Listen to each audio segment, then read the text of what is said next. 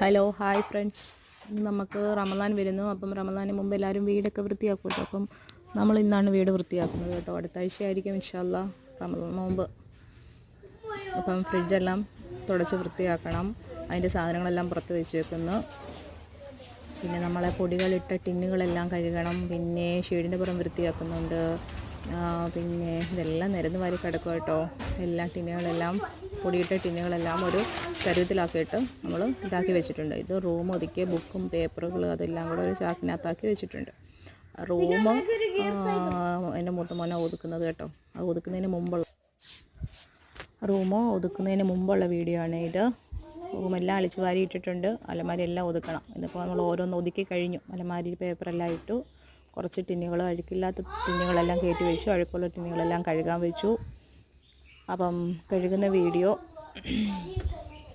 വെളിയിലോട്ട് നമ്മൾ പോകുമ്പം കാണിക്കാവേ. പാത്രങ്ങളെല്ലാം ട്രോഫികളൊക്കെ എൻ്റെ ഇളയവൻ തുടയ്ക്കുന്നുണ്ട്. അതെല്ലാം ചിലന്തി വല പിടിച്ചിരിക്കുമായിരുന്നു. അതെല്ലാം തുടച്ച് വൃത്തിയാക്കുന്നുണ്ട്. ഇത് നമ്മൾ ടിന്നുകൾ കഴുകാനിട്ട് വെച്ചിട്ടുണ്ട്. അതെല്ലാം ഒതുക്കി കഴിഞ്ഞിട്ട് കഴുകാമെന്ന് വിചാരിച്ചു. ഇളയവാളിൽ നിന്ന് ട്രോഫിയൊക്കെ ഇരുന്ന് തുടയ്ക്കുക കേട്ടോ. അമ്മമാർക്കൊക്കെ ഭയങ്കര ഉത്സാഹം ഇങ്ങനെയൊക്കെ ചെയ്യാനൊക്കെ.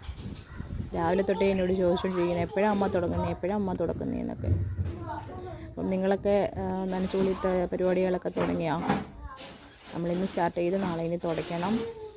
ഇപ്പോഴും സമയം കിട്ടിയത് വീഡിയോ ഇടാൻ. അപ്പം ഇത്രയൊക്കെ ഉള്ളൂ. ഓക്കേ.